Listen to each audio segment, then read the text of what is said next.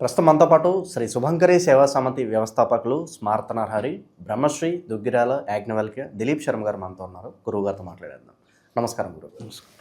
గురుగారు, మనకి 2026లో చంద్రగ్రహణం ఈసారి ఎప్పుడు వచ్చింది మనకి? సో ఎవరెవరు ఎటువంటి జాగ్రత్తలు తీసుకోవాలి? ఏ రాసుల వాళ్ళు ఈ గ్రహణాన్ని చూడకూడదు? చంద్రగ్రహణం తర్వాత బాగా కలిసి వచ్చే రాసులు ఏమంటారు? ఓవరాల్గా అందరూ కూడా తీసుకోవాల్సిన జాగ్రత్తలు ఏంటి? వీటి ప్రత్యేకత కూడా తెలియజేయండి గురుగారు. ఈ యొక్క 2026 సంవత్సరంలో ఫాల్గుణ శుద్ధ పౌర్ణిమ, హోలికా పౌర్ణిమ, దహన పౌర్ణిమ అంటారు కదండి, ఆ రోజున సంభవించింది. ఇది మార్చి 3వ తారీఖు మంగళవారం. మనం రీసెంట్గా చూసుకున్నట్లయితే 17వ తారీఖు కూడా మనకు ఒక సూర్యగ్రహణం ఉన్నది అని అనుకున్నాం. అది భారతదేశానికి లేదు, కానీ ఈ చంద్రగ్రహణం అయితే భారతదేశంలో ఉంటుంది కంపల్సరీ. సూర్య అస్తమయం సమయము, చంద్ర ఉదయ సమయం. అందుకని దీన్ని మనకి ఇది మార్చి 3వ తారీఖు మంగళవారం 2026 హోళికా పౌర్ణిమ, దహన పౌర్ణిమ.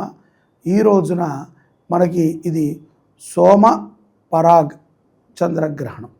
ఇది ఎప్పుడూ కూడా చంద్రగ్రహణములు మనకి ఇవి ఎట్లా వస్తాయి అంటే కనుక అపసవ్యముగా తిరుగుతూ వస్తాయి.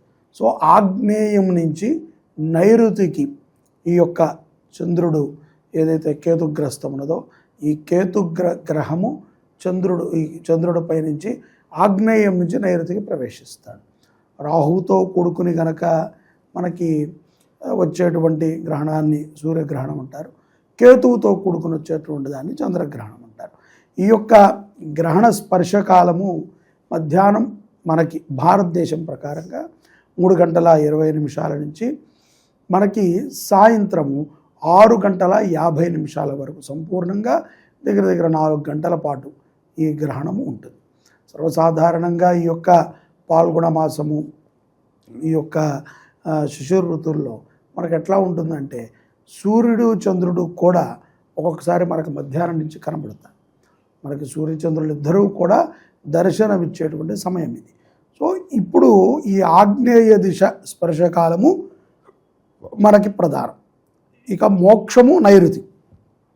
సో ఇది మధ్యాహ్నం 3 గంటలకి ప్రారంభమైంది.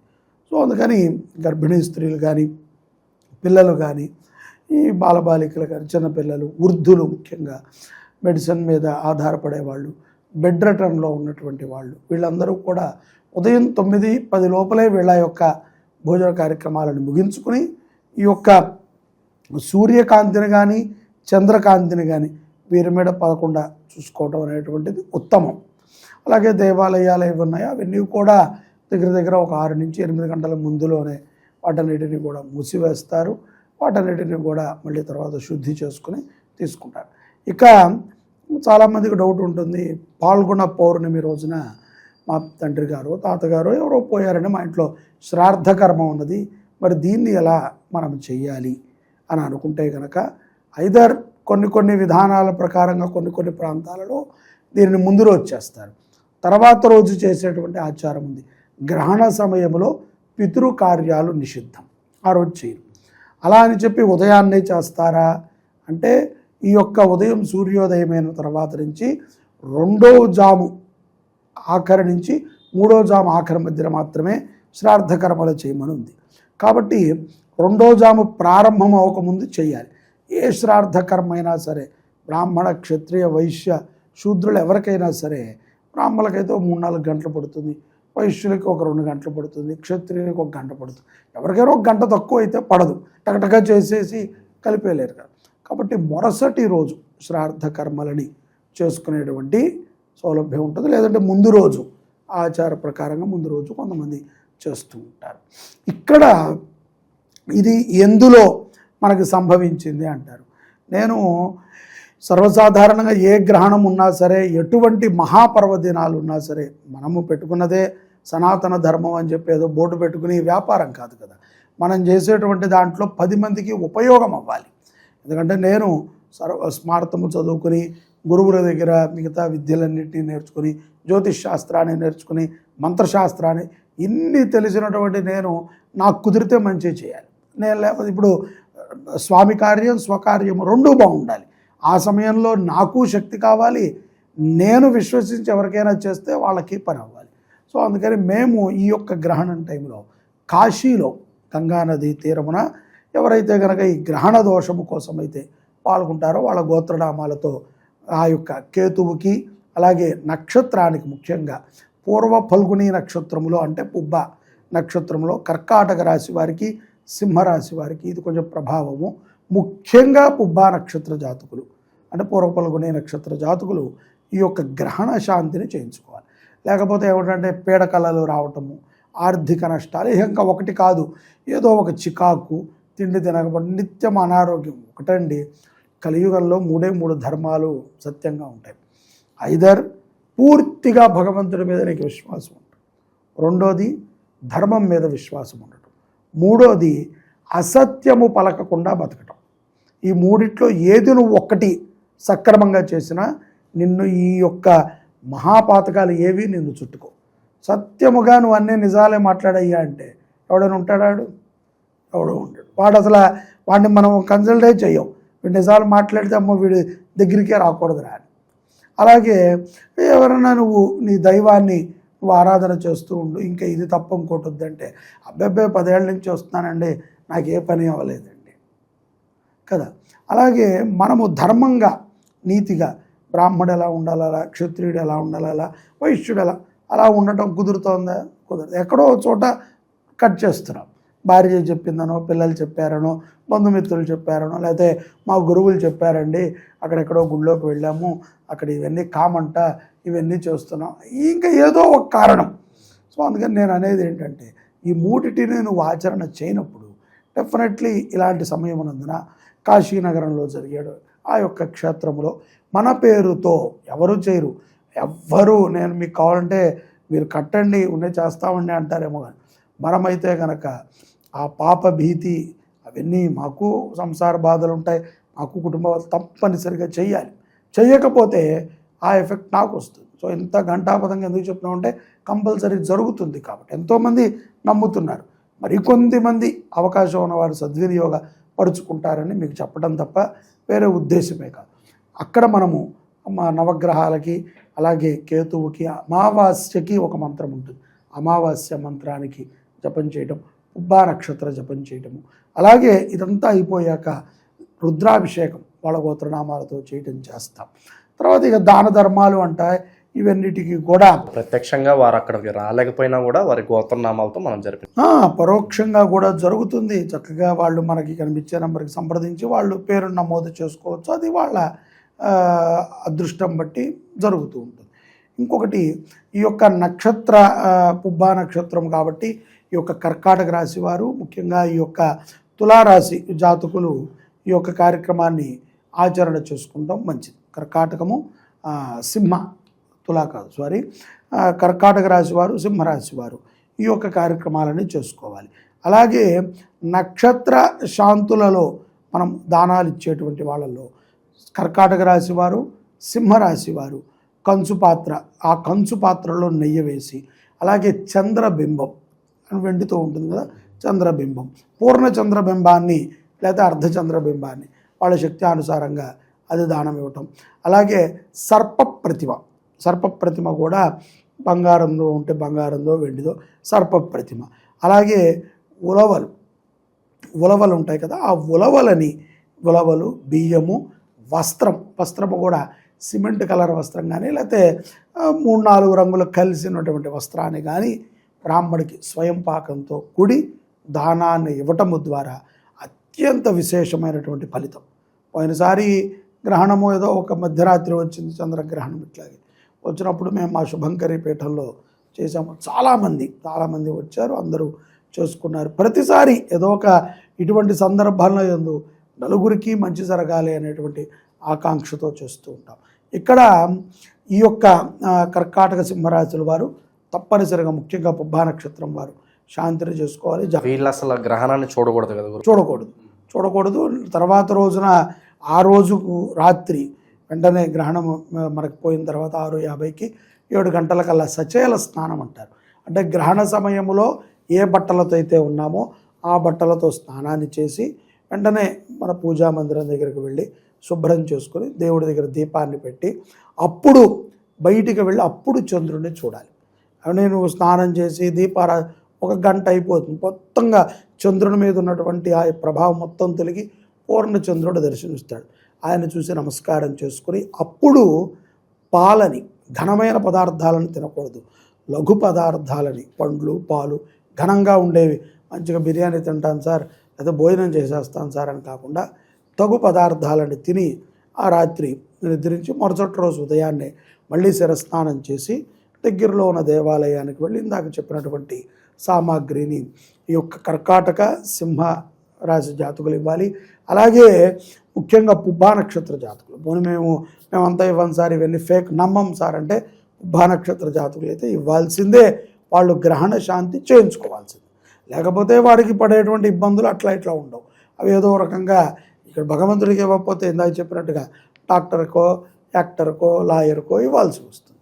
కాబట్టి కన్యారాశి వారు ఈ హోలీ రోజున ఏర్పడేటువంటి గ్రహణము చేత కొంత మాట పడాల్సి వస్తుంది. వాళ్ళు కూడా జాగ్రత్తగా ఉండటం ఉత్తమం. కన్యారాశి జాతకులు గ్రహణము తర్వాత వారు కూడా కుదిరితే కనుక నవగ్రహాల స్తోత్ర పారాయణ చేయటము, ఆవు నేతితో దీపారాధన చేయటము, బియ్యాన్ని అలాగే ఉలవలని కన్యారాశి జాతకులు దానం ఇవ్వటం మంచిది.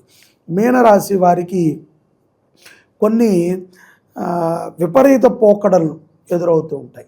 అంటే వీళ్ళు తీర్చలేనటువంటి సమస్యలు రావటము, అలాగే సలహా చెప్పిన వినని వాడు వీడిని చదువు సలహా అడగటం, ఇరిటేట్ చేసేటువంటి సమస్యలు కొన్ని వచ్చి పడుతూ ఉంటాయి. వీళ్ళు కూడా జాగ్రత్తగా ఉండటం మంచిది. అలాగే మకర రాశి జాతకులకి ఈ యొక్క గ్రహణ ప్రభావం ఎక్కువగా ఉంటుంది. కొంత ఈ గ్రహణం తర్వాత, చంద్రగ్రహణం తర్వాత ఉద్యోగంలో సమస్యలు పెరగటము, స్త్రీ మూలకంగా ధనం నష్టము కలగటము, మధ్యవర్తిత్వులు మొన్నటిదాకా బాగానే ఇంట్రెస్ట్ ఇవ్వటం, ఇప్పుడు ఫోన్ ఎత్తకపోవటము, మొత్తం ఐపీ పెట్టి పారిపోవటం, ఇటువంటివి జరుగుతాయి. వీరు కూడా కుదిరితే కాశీలో మనం చేసేటువంటి ఆ కార్యక్రమంలో గోత్రనామాలు నమోదు చేసుకుంటాం. మకర రాశి వారికి సత్ఫలితాలను ఇస్తుంది. ఒత్తిడి నుంచి కూడా బయటపడతారు. అనవసరంగా డబ్బు ఖర్చు అవుతుంది. ఇక్కడైతే ఏదో చెంచాతో పోయేది, అక్కడ అనుకోండి బిందెడు పోతుంది, తర్వాత బాధ. సింహరాశి వారు ఎట్లాగో కర్కాటక రాశి వారు గ్రహణ శాంతి కంపల్సరీ చేసుకోవాలి కాబట్టి ప్రత్యక్షంగా చూడకూడదు. గ్రహణాన్ని ప్రయత్నపూర్వకంగా కూడా చూసినా దాని ప్రభావం అనుభవించాల్సి వస్తుంది. గ్రహణము రోజు మార్చి 3వ తారీఖు ఎటువంటి సంతతికి కూడా తావివ్వకూడదు. కదలకుండా ఒకే ప్రదేశంలో ఉండి శివధ్యానము కానీ దేవీ ధ్యానము కానీ కర్కాటక సింహరాశుల వారికి చాలా మంచిది. గ్రహణ శాంతి కంపల్సరీ వీరు చేసుకోవాలి. అలాగే ఆనుకూలమైనటువంటి శుభ ప్రభావాలు ఈ యొక్క మేషరాశి వారికి ఉంటాయి. కుంభరాశి వారికి మనం లాస్ట్లో కుంభరాశి వారికి మొన్న 17వ తారీఖు చాలా దారుణం అనుకున్నాం. ఇప్పుడు ఏంటంటే ఇక్కడ వీళ్ళకి చాలా ఎటువంటి ప్లస్ పాయింట్ అంటారు గురుగారు? వీళ్ళకి కొంచెం ఆర్థికంగా పుంజుకుంటారు, సృజనాత్మకమైనటువంటి ఆలోచనలు వస్తాయి, ఉద్యోగంలో కూడా గుర్తింపు. ముఖ్యంగా వీరి యొక్క బాసు కానీ తల్లిదండ్రులు కానీ ఎప్పుడూ మెచ్చుకోనటువంటి వారు వీరిని మెచ్చుకోవటం ఈ మార్చి 3వ తారీఖు తర్వాత మనం చూడవచ్చు. ఈ యొక్క మేష కుంభరాశుల వారికి ఇద్దరికీ కూడా చాలా సత్ఫలితాలు ఉన్నాయి. ఇంకా నార్మల్గా మిగతా వారందరూ కూడా నార్మల్గా గోయింగ్ తప్ప మిగతా విషయాలు మనం ఈ రాశులకు తప్ప మిగతా వాళ్ళకి పెద్ద ప్రభావం. సాధారణంగా మాట్లాడుకుంటే గురుగారు, ఎవరి జాతకంలో అన్నా చంద్రుడు వీక్గా ఉంటే ఏం జరుగుతుంది, మరి చంద్రుడిని బలపరచుకోవడానికి ఏం చేస్తే బాగుంటుంది అంటారు జాతక పరంగా మాట్లాడుకుంటే? జాతక పరంగా కనుక మనం చూసినట్లయితే చంద్రుడు మనఃకారకుడు, మనస్సుని కలిచివేస్తాడు. ఐదర్ బుద్ధి మనస్సు. మనస్సు బుద్ధి అనుకోండి, నీకు బుద్ధి లేదా అంటారు. మనస్సు చెబితే బుద్ధి చేసింది అన్న విషయం చాలా తక్కువ మందికి అర్థమవుతుంది. అంటే నీకు అనిపించాలిగా మనసులో దొంగతనం చేయాలని, అప్పుడు కదా బుద్ధి చేస్తుంది, అప్పుడు కదా బుద్ధి సక్రమంగా పనిచేయాలి. మనస్సు నిగ్రహం ఉండాలి, బుద్ధికి ఆలోచన ఉండాలి. మనస్సుకి ఆలోచన ఉండకూడదు, నిగ్రహం ఉండాలి. నిగ్రహం వేరు, ఆలోచన వేరు. సో ఇప్పుడు ఎక్కడైతే కనుక మనస్సు నిగ్రహంతో ఉంటుందో, దానిని ఆకర్షించదో, ఏది చెడో దానిని దగ్గరికి వెళ్లకుండా మనస్సును నువ్వు కంట్రోల్ చేయగలుగుతావు. ఇప్పుడు ఒక గురువు మీద భక్తి ఉంది ఒకళ్ళకి, మనస్సు నిగ్రహంగా పెట్టుకోవాలి. ఎవడో వచ్చి చెప్పాడు, నువ్వు నమ్మేయకూడదు. చెప్పారండి మర్చిపోయాను అని అనకూడదు. అప్పుడు నిగ్రహం లేనటువంటి మనస్సు, అప్పుడు బుద్ధి వంకరమైనటువంటి బుద్ధి ఆలోచనలు ఇస్తుంది. కాబట్టి మనఃకారకుడు చంద్రుడు. ఈ మనస్సు నుంచే వంకర బుద్ధి కలుగుతుంది. కాబట్టి మనస్సు చాలా ప్రధానం. సో ఎప్పుడు కూడా మనస్సు ఒకటే భావనతో ఒకటే తత్వంగా ఉండదు, చంచల స్వభావి. మనస్సు నీరు లాంటిది. ఇప్పుడు చాలామంది కొంతమంది ఎక్కువ ఆలోచిస్తూ ఉంటారు, తరచూ డిప్రెషన్లో ఉంటూ ఉంటారు. వాళ్ళకు కూడా చంద్రుడు పాడైనట్టు అనుకోవచ్చు మనం. అంటే డిప్రెషన్కి చంద్రుడు పారైనట్టు కాదు, ఇక్కడ ఏంటంటే డిప్రెషన్కి కారణము చంద్రుడు. డిప్రెషన్లో ఉండటానికి చంద్రుడు కారణం కాదు, దానికి కారకుడు చంద్రుడు. అంటే నువ్వు చెడుని ఆకర్షించే మనస్సును తీసుకున్నావు. నాకు ఎప్పుడు చెడ్డ స్నేహితులే ఉంటారండి అంటారు కొంతమంది నేను ఎప్పుడు దరిద్రుడేనండి, ఏ పని చేయి నాకు అవ్వట్లా, ఎక్కడ కాలు పెట్టు అంటాడు. అంత దరిద్రుడు ఇంత మాట ఎలా చెప్పగలిగావు? అంత దరిద్రుడు అయితే నువ్వు నాకెందుకు చెప్తున్నావు? నీ మాట నాకు కూడా వినపడకూడదు కదా. నువ్వు అలా తీసుకుంటున్నావు. సో కొన్ని మనము అర్థం చేసుకుని బతకాలి. దాన్ని మెచ్యూరిటీ అంటారు. మనస్సు బాగున్న వాళ్ళకి మెచ్యూరిటీ బాగుంటుంది, సింపుల్. మరి దీన్ని బలపరచుకోవడానికి ఏదైనా ప్రత్యేకంగా పరిహారాలు ఉంటాయా? ప్రత్యేకంగా ఏం లేదండి. ఈ గ్రహణ సమయంలో కానీ ప్రతి పౌర్ణమికి లేదా అమావాస్యకి ఈ మనస్సు బాగాలేదు అనుకున్న వాళ్ళు, నిగ్రహ శక్తి లేదనుకున్న వాళ్ళు ఉదయాన్నే లేవాలి 3:30కి. ఆ టైంకి ఎవరు ఇంట్లోనే ఉంటారు కదా, లేచి చక్కగా బ్రష్ చేసుకుని మంచిగా ఒక దగ్గర ఆసనం వేసుకుని, ఇంటి కిటికీ దగ్గర లేకపోతే బాల్కనీలో ఎక్కడో చోట ఆసనం వేసుకుని సూర్యుడిని వచ్చే ప్రదేశం తూర్పు ముఖంగా నిటారుగా కాసేపు కూర్చుని మెడిటేషన్ చేయాలి. మనస్సు కంట్రోల్ అంటే ధ్యానం వల్ల తప్ప మరొక దాని వల్ల కాదు. మంత్రం వల్ల బుద్ధి కంట్రోల్కి మంత్రం చేయొచ్చు. నీ బుద్ధిని, ఎందుకంటే ఇది వెనకడితో పనిచేసేది, సో దీనిని నేను కంట్రోల్ చేయొచ్చు. నీ ఆలోచనతో దీని లోపల ఉన్నదాంతో ఇది పనిచేసేది, సో దీనిని నువ్వే కంట్రోల్ చేయాలి అంటే కనుక మంచిగా మనము ఏదైనా ప్రకృతి సౌండ్లు వింటూ ధ్యానం చేయటము, మెడిటేషన్ చేయటము. మనము ప్రశాంతమైన వాతావరణంలో మనం కళ్ళు మూసుకుంటే అమ్మవారు మణిద్వీపం మొత్తం కనబడాలి, కాశీ మహానగరం మొత్తం కనబడాలి. అలా మనం ధ్యానం చేయగలగాలి. అంతే తప్ప కళ్ళు మూసుకుని పక్కన మూసుకున్నాడా లేదా అని చూడకూడదు. సో మనస్సు చెంచలి, దాన్ని కంట్రోల్ చేయాలంటే ధ్యానం తప్ప మరొకటి కాదు. చంద్రగ్రహణం గురించి అనేక మంచి విశేషాలు తెలియజేశారు గురుగారు. ధన్యవాదాలు. నమస్కారం.